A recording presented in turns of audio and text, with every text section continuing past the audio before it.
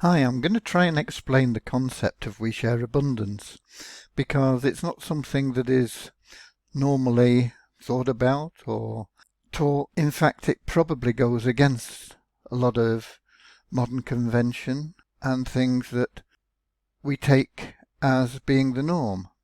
So I'm going to try and use an analogy of nationality. Where we're born is an act of fate, perhaps. It's luck. It depends on where our parents were living at the time that we were born, and that tends to determine our home country, our nationality. And we grow up within that country, and that country has its own laws and its own ideals, and it has its own economy. And usually we get this patriotic instinct about the country that we live in, and we defend it from people who try to put down our country. Sometimes we're not satisfied with the country that we live in, and we either try to change it, or if possible, we move to a country where we feel we'd be happier. Moving a country can be easy, and it can be very difficult. Some countries don't want more people to come in, and some countries are happy to accept almost anyone. And we all have this idea and knowledge of what I've been talking about so far. But a country's economy is what's not really understood by most people, and most of the things that are said about a country's economy are frankly not true. A country's economy is largely dependent upon its size. There may be natural assets such as oil or diamonds or gold that can be mined and sold to other countries, and that is governed to an extent by the geographical size, because the greater the geographical area, the more likelihood of having minerals in there. But it needs people who can exploit those natural resources. And the more people that a country has, the stronger it tends to be economically. Not always the case. There are some countries that have massive populations that are not very sound economically and struggle to provide for all their people. But a country's economy is determined by the way that the people value the services of the others within that community. As an example, in some communities, what's considered to be a skilled tradesman, an electrician or a plumber or something like that, will earn $10 a day. And yet in other countries, he'll earn that same $10 in 10 minutes. So what's the difference? The service is the same. The difference is how that service is valued by other members of the community. If a member of the community is only prepared to pay $10 an hour, then that's all that service is worth within that community. But if in another community they're prepared to pay $1 a minute, that $10 in 10 minutes, then that's the value within that community. It's the same service. The value is set within the community. So what about the currency within a country? Because most countries have their own currency. There are one or two that use currencies from other countries, but most countries prefer to have their own currency. And why is that? It's because a currency is literally only worth what the people within the country believe it to be worth. And that gives the government of the country a great advantage in manipulating a currency. Currencies have been all sorts of things over the years. They've been shells, pieces of bark, metals, glass beads. Today we tend to use paper. Or more recently, plastic. And what's behind this?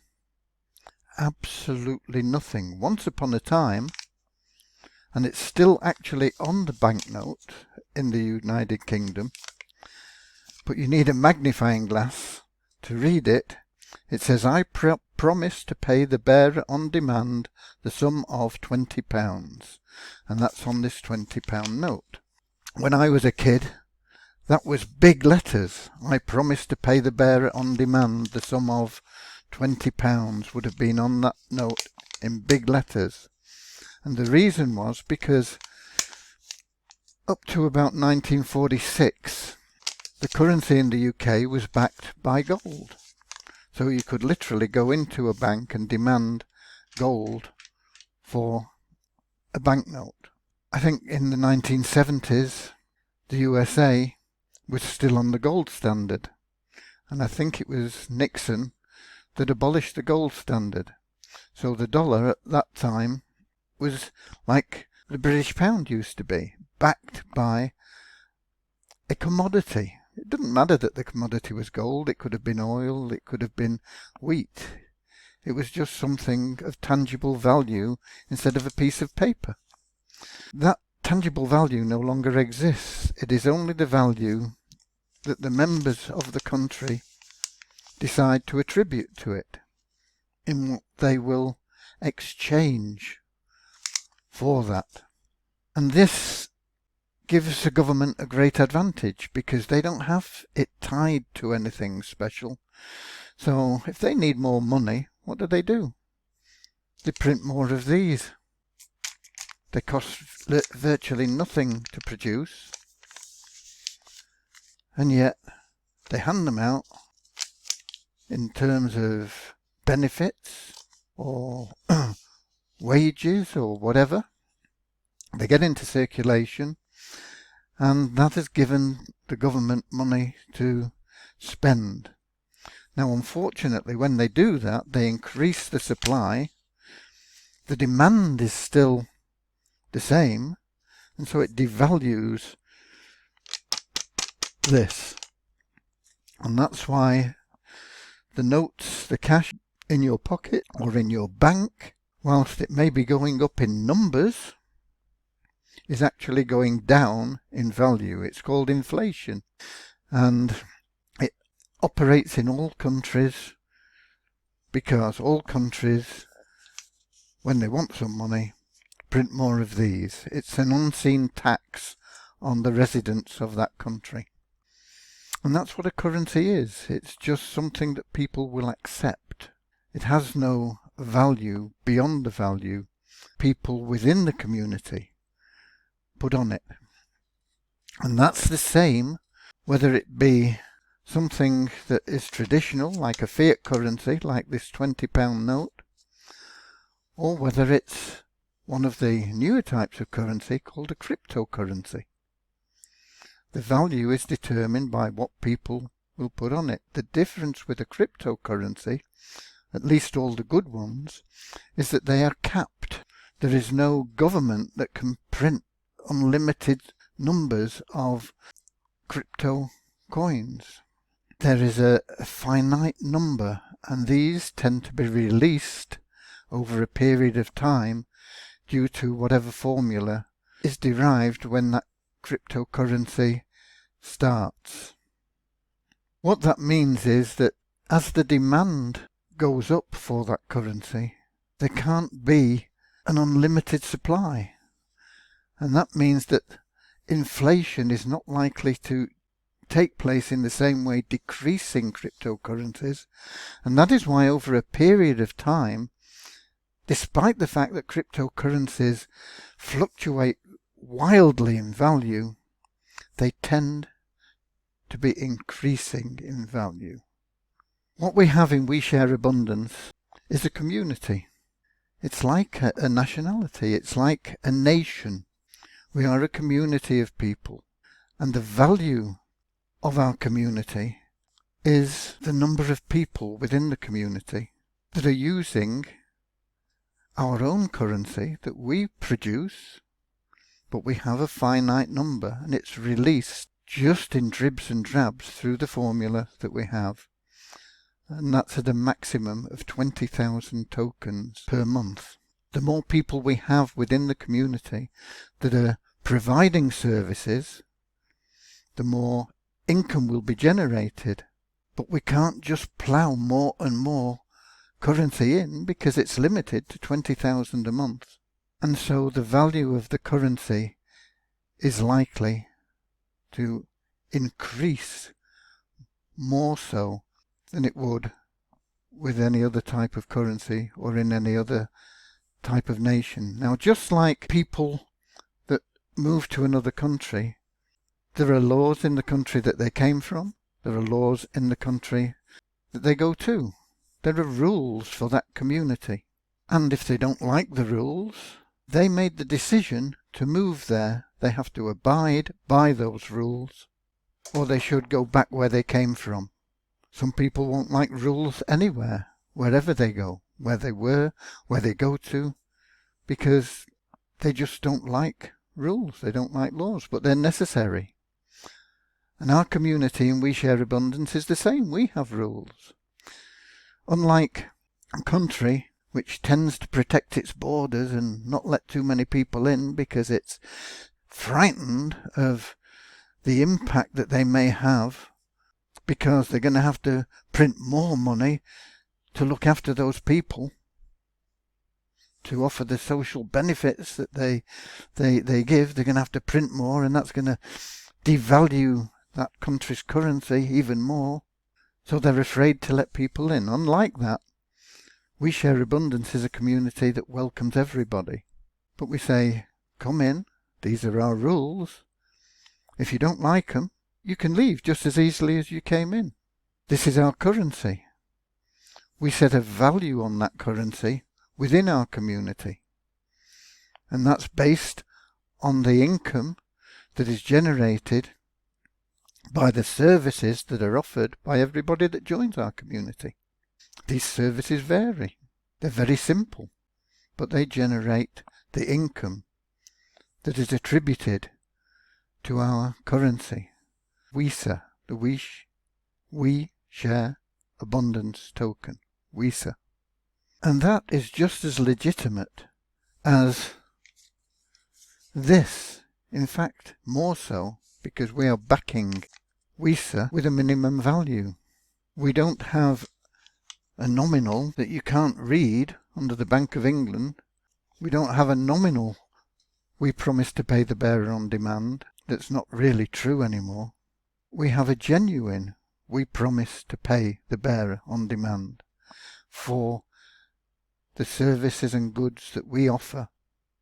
And that value is set in a way that it can never go down. So within our community, that value can only go one way, and that is up. Now outside our community, just like this, outside of England, will trade at whatever somebody wants to buy it for that doesn't live in England. They may want to buy it as an investment because they think England's economy is good. They may want to buy it because they want to buy some of the services that are provided in England. And so the supply and demand outside of England will affect the value of this currency outside of England. It doesn't affect the value inside England. Inside England, this value is only affected by inflation caused by government overspending. Outside of England, it's governed by supply and demand. How many people want to buy the British pound and how many people want to sell the British pound. And the more buyers there are versus sellers, the higher the value outside of England goes. But that doesn't affect anybody living within England. That value remains the same for the people within England, subject to inflation.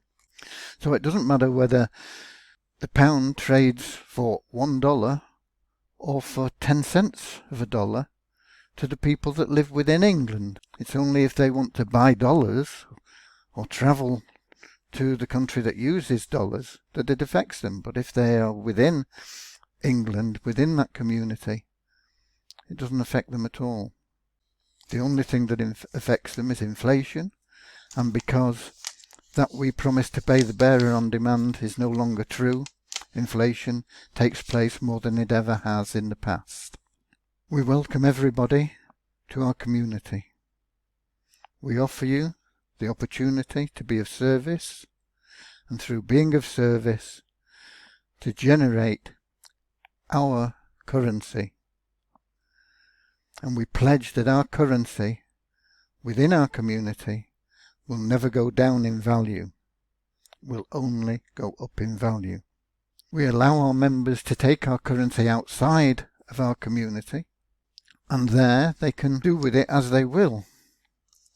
But one of our rules is that if they are detrimental to the value of the currency outside of our community, we'll stop them taking it out until they come back in line with the rules.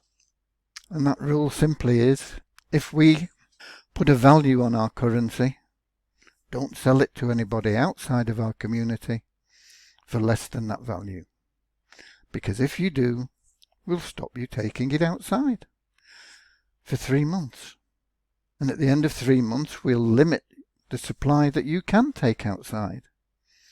And if you behave and do the right thing in accordance with our rules, and don't give it away for less than we say it's worth, then we'll gradually allow you to take more and more outside of our community. It's a simple case of true economics, not bullshit economics. We are a country, a nation, a community. We hope that our members will be patriotic. We hope that our members do not need to be penalised for breaking our laws, our rules. We hope that our members will live happily together, because we accept anybody from anywhere. We are one community under God, as was the original intention in the United States. One nation under God. We accept all, and we accept the fact that all men and women were created equal. So we accept you no matter where you come from, no matter what your background is, no matter what you've been before, no matter what your education is, what your spiritual beliefs are or not. We accept everyone. Come in, enjoy our community, abide by the rules, and if you don't like the rules, you're free to leave. That's, in a nutshell, what we offer. We Share Abundance knows and understands that God has provided sufficient for every person to live a comfortable life. And we, as a community, as a nation, uphold that truth in the distribution of wealth to our members. God bless.